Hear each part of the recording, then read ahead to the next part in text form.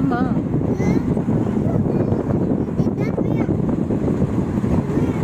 உனக்கு 2 பொம்மை இருக்கு, எல்லாம் தூக்கி இப்படி வீசிடுவேன்.